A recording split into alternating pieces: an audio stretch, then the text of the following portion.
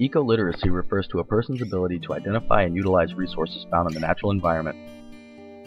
Modern lifestyles have alienated human beings from the environment, and alarmingly, people are experiencing nature as an abstraction of reality instead of living and actively engaging with it.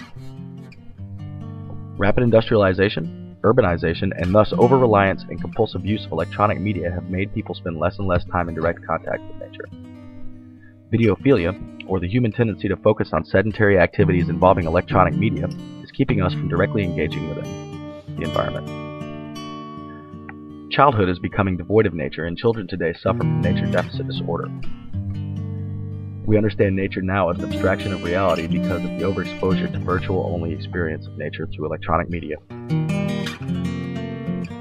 Nature is viewed as scary and disgusting because of the overwhelming number of images and ideas generated by the electronic media machine. The boogeyman syndrome and ecophobia are forms of fear of both the natural world as well as violent crime. Electronic media contributes to school children's negative perceptions of outdoor activities while assuring increasingly sedentary lifestyles and an integrated market for future media and consumerism.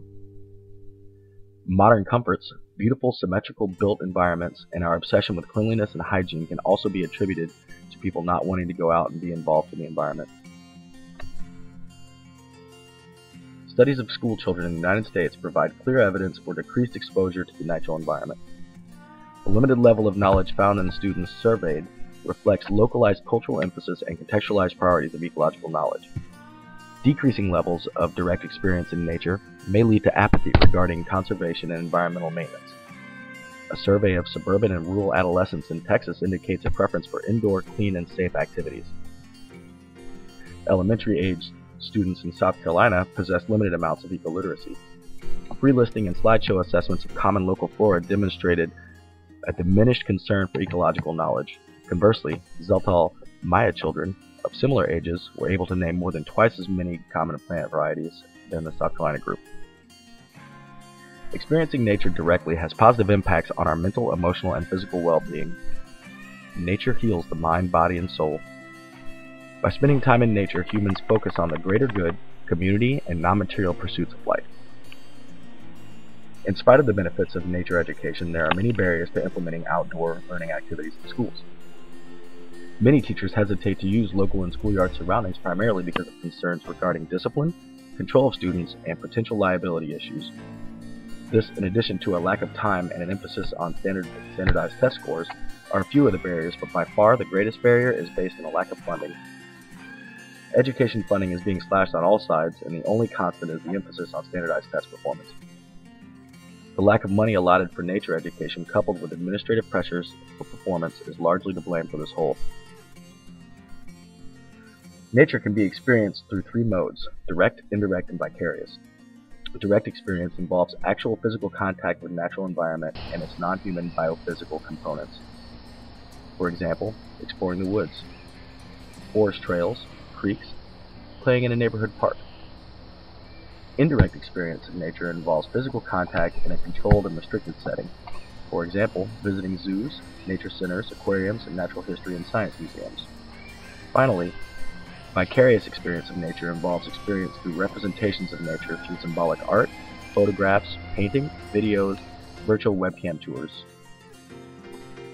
We suggest some simple direct and indirect modes of experiencing nature in schools. These lesson plans can be integrated within classroom settings to make children more engaged with nature. One inexpensive way to engage students in the natural processes is to create a sustainable, self-contained ecosystem in a 10-gallon aquarium. While this can actually be quite pricey, another cheaper alternative is to take a 2-liter soda bottle, cut it in half, fill it with soil and bits of bark and pebbles and small plants and animals, and a mini ecosystem can be created. Children should be entrusted with providing the water and sun for the little world they are making. Its survival is in their hands.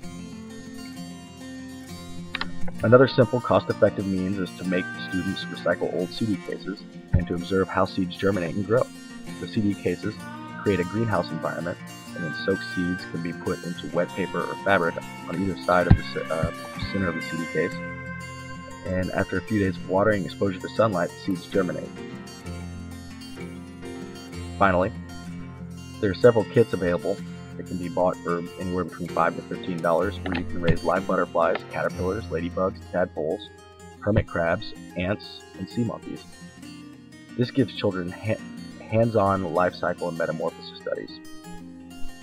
Human beings care about what they know and understand. Educating children about nature has larger implications for conservation of nature. Instilling nature knowledge in children means ensuring future environmental stewards who will ensure the future of environmental conservation.